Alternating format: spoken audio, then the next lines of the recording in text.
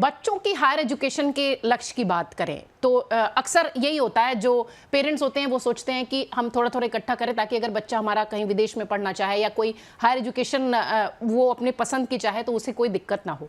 किस तरीके का म्यूचुअल फंड इसके लिए खासतौर से बच्चों की हायर एजुकेशन के लिए सोचना चाहिए और कितनी अवधि लगभग रखनी चाहिए?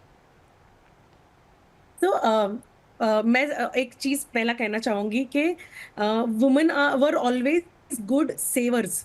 हम ऑलरेडी महिलाएं जो है छोटे छोटे पर्स में कहीं कबर्ड में पैसे रख देते हैं, बर्नियों में बचत रख देते क्वीन। हैं, चावल चावल।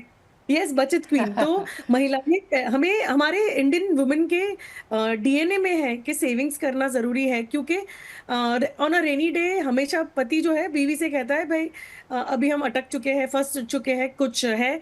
तो बीवी जाएगी डब्बे से निकाल के पैसे लेके बोलेगी ये तुम्हारा रेस्क्यू है।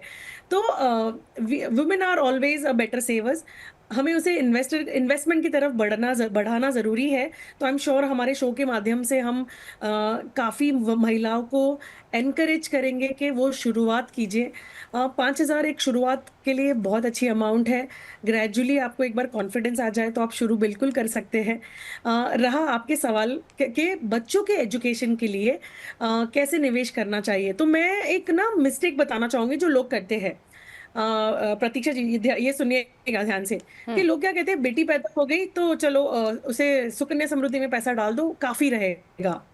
आपने उसके टर्म्स एंड कंडीशंस पढ़े हैं? ओके, गवर्नमेंट ऑफ इंडिया की स्कीम है, क्या वो आपके लिए सही है, आपके बच्चों के लिए सही है, ये समझना जरूरी है। अगर आपके बच्चे को 16 के एज पे ग्रेजुएशन करने ही अब्रॉड जाना है तो वो पैसा बाहर नहीं आ सकता है। एंड उसमें ग्रोथ जो है इंटरेस्ट साइकिल पे आती है। तो इंटरेस्ट साइकिल अगर मान लीजिए अभी सुकन्या समृद्धि अगर 7.4 7.8 दे रहा है, तो ये interest, we are in following interest rate cycle. तो इंटरेस्ट रेट जो है वो घटता भी है एवरी क्वार्टर, बहुत टाइम रीसेट होता है। बिल्कुल। ये कहता है एवरी क्वार्टर का, लेकिन हमें एंड ऑफ द क्वार्टर में पता चल जाता है कि इस क्वार्टर में, आगे के क्वार्टर में इंटरेस्ट घटेगा कि नहीं घटेगा। तो फॉरेन भेजना है बच्चों को, फैंसी चीजें लेनी है, तो इन्वेस्टमेंट जो है, निवेश जो भी है वो भी फैंसी होना चाहिए। इसलिए हमें इक्विटीज की तरफ एसआईपी रूट के थ्रू अपना कदम बढ़ाना जरूरी है। रहे कि मैं उसको कैसे ब्रेकअप कर सकती हूँ। सो अगर एक आज बच्चा अगर मास्टर्स करने के लिए अब्रॉड जाता है, यूएस जाता है मान लीजिए, तो उसे तकरीबन अच्छे कॉलेज में रहना, खाना पीना, इमरजेंसी, इंश्योरेंस, ये सब मिला, स्कूल कॉलेज फीस, उनका सारा जो खर्च है उसके रिलेटेड तकरीबन 2 करोड़ रुपए लगते हैं। आज डॉलर जो है वो 85-87 के बीच में होवर कर रहा है। यही चीज 10 साल पहले हम बात करेंगे तो 60s में डॉलर था, और उसके 10 साल पहले बात करेंगे तो 40s में था डॉलर। तो इन्फ्लेशन जो है वो बढ़ रहा है, तो हमारी जो निवेश की राशि है वो भी बढ़नी चाहिए।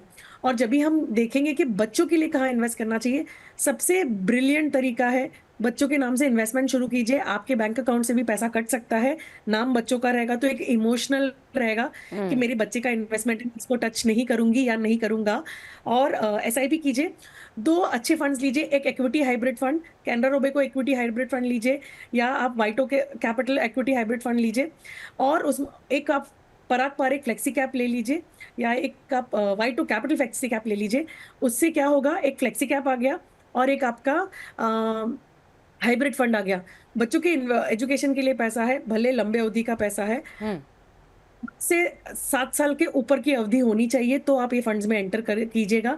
अगर नहीं कर सकते तो देन आप बेटर है कि आप रिकरिंग डिपॉजिट करो और पैसे जमा करो, या लिक्विड फंड में डालिए और पैसा जमा कीजिए। क्योंकि वो उधर जब करेंगे तो रिस्क मिनिमल रहेगा, और कोऑपरेटिव बैंक्स में नहीं करना है, आपको प्रॉपर नेशनलाइज बैंक या प्रॉपर प्राइवेटाइज बैंक में ही हम्म। करना है। इंटरेस्ट मिलेगा उसके लिए आप छोटे बैंक में मत जाइए। कोऑपरेटिव बैंक स्पेशली जो जिस तरीके से आजकल बैंकरप्ट होने के कगार पे आ गई है, तो आप उधर मत जाइए, क्योंकि आपके बच्चों का एजुकेशन का पैसा है।